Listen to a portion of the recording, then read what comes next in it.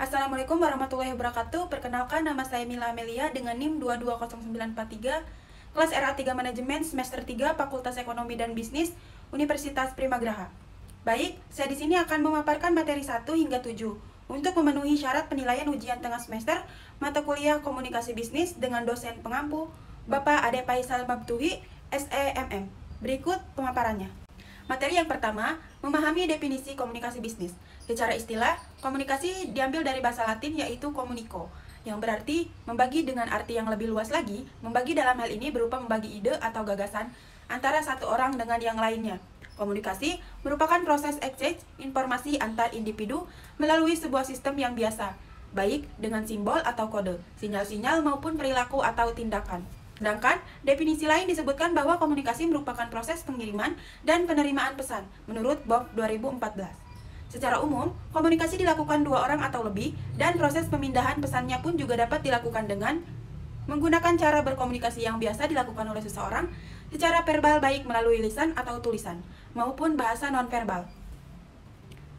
Definisi bisnis sendiri adalah proses atau bentuk kegiatan yang dilakukan oleh perusahaan atau industri yang mengkombinasikan faktor-faktor produksi dalam rangka menciptakan produk berupa barang atau jasa, sehingga dapat memperoleh keuntungan yang diharapkan. Dan jika dikolaborasikan secara sederhana, maka apa yang dimaksudkan dengan pengertian komunikasi bisnis adalah komunikasi yang digunakan dalam dunia bisnis yang mencakup komunikasi verbal maupun non-verbal untuk mencapai tujuan tertentu sesuai dengan kepentingan. Selanjutnya, bentuk dasar komunikasi. Yang pertama, komunikator adalah orang yang mengirimkan ide atau pesan. Yang kedua, ide atau pesan adalah material atau konten yang dikirimkan oleh komunikator. Yang ketiga, pengiriman ide atau pesan dari komunikator saluran atau media. Yang keempat, komunikan, yaitu orang yang menerima ide atau pesan yang dikirimkan oleh komunikator. Yang kelima, ada penafsiran ide atau pesan, yaitu proses memahami atas pesan yang dikirimkan. Yang keenam, ada umpan balik, yaitu tanggapan mengenai persepsi atau penafsiran dari komunikan kepada komunikator. Selanjutnya terdapat dua bentuk dasar dalam komunikasi. Yang pertama, komunikasi verbal. Bentuk komunikasi ini yang merupakan bentuk komunikasi yang digunakan dalam dunia bisnis untuk menyampaikan pesan kepada pihak lain, baik secara lisan maupun tulisan. Yang kedua, komunikasi nonverbal adalah bentuk komunikasi yang menggunakan dan memanfaatkan bantuan gerakan tubuh atau body language. Selanjutnya, model dan cakupan komunikasi. Model komunikasi menurut para ahli adalah yang pertama menurut Gordon Wiseman dan Larry Becker, mengemukakan bahwa fungsi dari model komunikasi ada tiga, yaitu melukiskan proses komunikasi, menunjukkan hubungan visual, dan membantu dalam menemukan dan memperbaiki kemacetan komunikasi. Erwan Effendi, Muhammad Ayubi, Najwa Aulia 2023.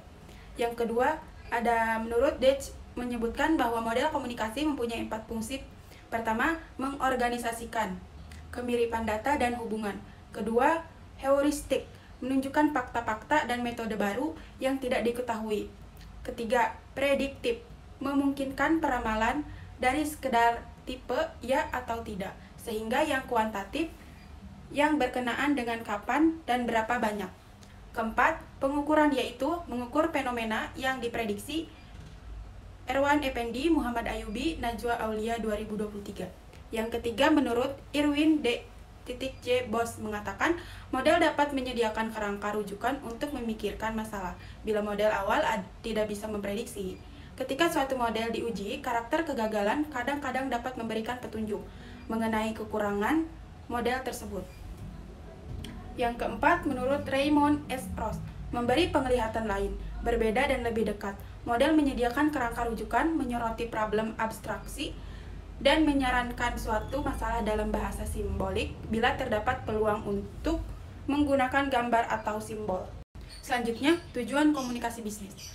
Barangkali dalam soal komunikasi, perhatian kita lebih tertuju pada bagaimana berkomunikasi dibandingkan dengan mengapa berkomunikasi. Banyak orang yang belajar dengan mengikuti pelatihan atau membaca buku tentang bagaimana berkomunikasi, karena ada kebutuhan untuk kita melakukan komunikasi secara efektif. buku-buku cara melakukan sesuatu, termasuk cara berkomunikasi, cara berbicara di depan publik, atau cara melakukan presentasi banyak yang ditulis dan dibaca manusia. Karena memang kita merasakan ada kebutuhan untuk bisa berkomunikasi secara efektif. Kita memulai penjelajahan kita mengenai mengapa manusia berkomunikasi.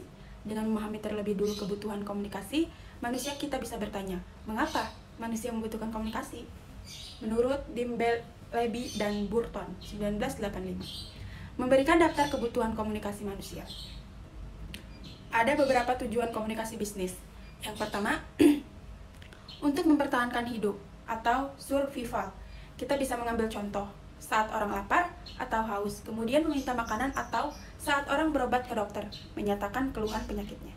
Yang kedua, kerjasama.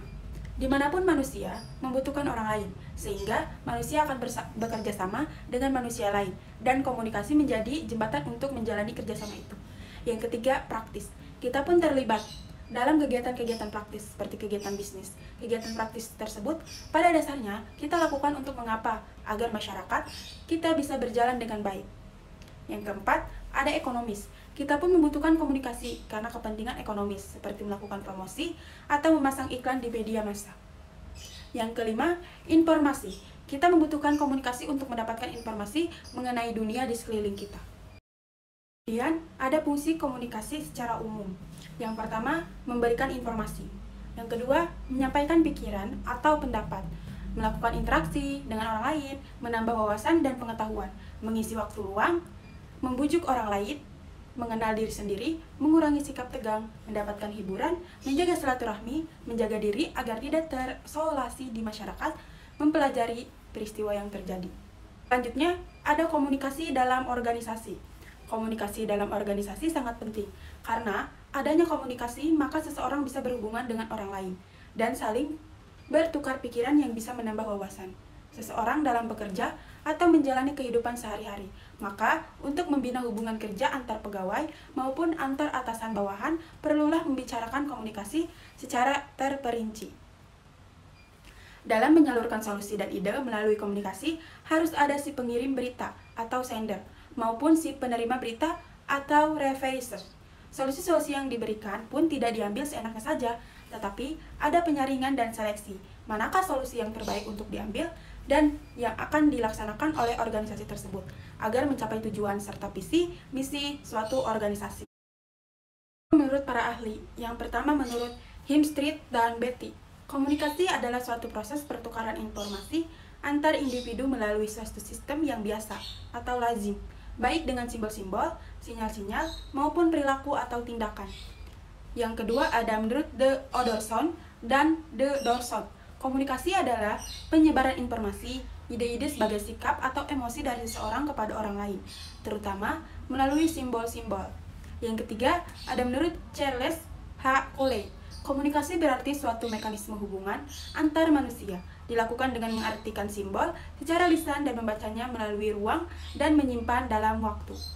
Kesimpulannya, komunikasi adalah suatu proses penyampaian pesan atau informasi dari suatu pihak ke pihak yang lain dengan tujuan mencapai persepsi atau pengertian yang sama. Berarti, dalam hal ini, komunikasi dalam organisasi merupakan hal yang paling penting, karena komunikasi bagian penting dari organisasi, sebab organisasi tidak akan berlangsung apabila tidak ada komunikasi antara pihak satu dengan pihak yang lain. Selanjutnya, ada jenis-jenis komunikasi. Yang pertama, jenis komunikasi berdasarkan penyampaiannya. Dibedakan menjadi dua, yaitu komunikasi verbal atau lisan, yang terjadi secara langsung, serta tidak dibatasi oleh jarak, di mana kedua belah pihak dapat bertatap muka. Contohnya, dialog dua orang. Contoh yang kedua, yang terjadi secara tidak langsung akibat dibatasi oleh jarak. Contohnya, komunikasi lewat telepon. Yang kedua, ada komunikasi nonverbal atau tertulis. Contoh yang pertama, naskah, yang biasanya digunakan untuk menyampaikan kabar yang bersifat kompleks. Yang contoh kedua, gambar dan foto akibat tidak bisa dilukiskan dengan kata-kata atau kalimat. Selanjutnya ada jenis komunikasi berdasarkan perilaku. Yang pertama, komunikasi formal, yaitu komunikasi yang terjadi di antara organisasi atau perusahaan yang tata caranya sudah diatur dalam struktur organisasinya. Contohnya seminar. Yang kedua, komunikasi informal, yaitu komunikasi yang terjadi pada sebuah organisasi atau perusahaan yang tidak ditentukan dalam struktur organisasi, serta tidak mendapat kesaksian resmi yang mungkin tidak berpengaruh kepada kepentingan organisasi atau perusahaan. Contohnya, kabar burung, desas-desus, dan sebagainya.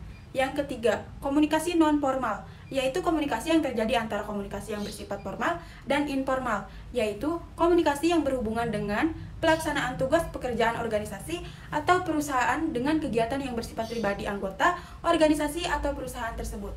Contohnya, rapat mengenai ulang tahun perusahaan. Selanjutnya, jenis komunikasi berdasarkan kelangsungannya. Yang pertama, komunikasi langsung, yaitu proses komunikasi dilakukan secara langsung tanpa bantuan perantara, orang ketiga ataupun media komunikasi yang ada, dan tidak dibatasi oleh adanya jarak. Yang kedua, komunikasi tidak langsung, yaitu proses komunikasinya dilaksanakan dengan bantuan pihak ketiga atau bantuan alat-alat media komunikasi. Yang selanjutnya ada jenis komunikasi berdasarkan ruang lingkupnya. Dibedakan sebagai berikut.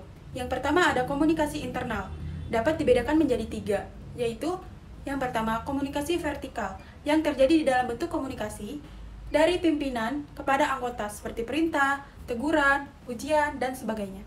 Yang kedua, komunikasi horizontal, yang terjadi di dalam ruang lingkup organisasi atau perusahaan di antara orang-orang yang memiliki kedudukan sejajar.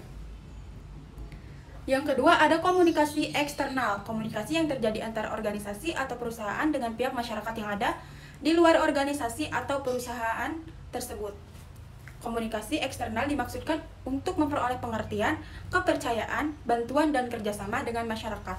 Komunikasi dengan pihak luar bisa berbentuk yang pertama, eksposisi, pameran, promosi, dan sebagainya. Yang kedua, konferensi pers. Yang ketiga, siaran televisi, radio, dan sebagainya. Dan yang terakhir, ada bakti sosial. Yang selanjutnya ada komunikasi melalui pesan. Pesan adalah sesuatu yang dikirimkan ataupun diterima dari tindakan komunikasi langsung, baik berupa komunikasi verbal maupun non-verbal, atau pesan adalah setiap pemberitahuan, pikiran, dan perasaan. Menurut Onong Effendi, menyatakan bahwa pesan adalah suatu komponen dalam proses komunikasi berupa panduan dari pikiran dan perasaan seseorang dengan menggunakan lambang, bahasa, atau lambang-lambang lainnya disampaikan kepada orang lain. Purwanto 2019. Pesan adalah seperangkat simbol verbal dan non-verbal yang mewakili perasaan, nilai, ide, atau maksud sumber. Abdul Hanafi menjelaskan bahwa pesan tersebut adalah produk fiktif nyata yang dihasilkan oleh Schwartz and Docker. Menurut Sahan 1991. Ketika Anda berbicara, pembicara adalah pesannya. Ketika Anda menulis surat, surat itu disebut pesan. Pesan memiliki 3 komponen. Yang pertama, makna, simbol yang digunakan untuk menyampaikan makna, dan bentuk atau organisasi pesan. Lambang yang paling penting adalah kata, bahasa yang dapat mewakili benda atau objek, gagasan dan perasaan, baik secara lisan, percakapan, wawancara, diskusi, ceramah, dan lain-lain, maupun secara tertulis, surat karangan, artikel, novel, puisi, dan lain-lain. Tujuan penulisan pesan bisnis. Tahap pertama dalam penulisan pesan bisnis adalah memikirkan maksud atau tujuan komunikasi. Seorang komunikator tentu ingin menjaga nama baik di depan khalayak dan menghasilkan sesuatu yang baik untuk organisasinya. Sebelum memutuskan untuk menyampaikan pesan bisnis kepada pihak lain, Anda harus terlebih dahulu menjawab 3 pertanyaan penting. Yang pertama, apakah tujuan realistis? Apakah waktunya tepat? Dan apakah tujuan dapat diterima oleh organisasi? Yang selanjutnya ada efektivitas dan hambatan komunikasi. Menurut Gudikun dan Kim 1997 yang mengatakan komunikasi yang efektif akan terjadi apabila kesalahpahaman dapat diminimalisasi. Romli 2014 juga mengatakan pada dasarnya efektivitas komunikasi dapat dicapai ketika komunikasi dapat dikatakan efektif. Komunikasi yang efektif adalah pemahaman bersama antara orang yang menyampaikan pesan dan orang yang menerima pesan agar efektivitas komunikasi tercapai. Yang selanjutnya, hambatan komunikasi adalah sesuatu yang menghalangi seseorang untuk mendapatkan dan menerima pesan yang digunakan orang lain dengan benar untuk mengkomunikasikan informasi, pemikiran, dan ide mereka. Menurut Suka 2021.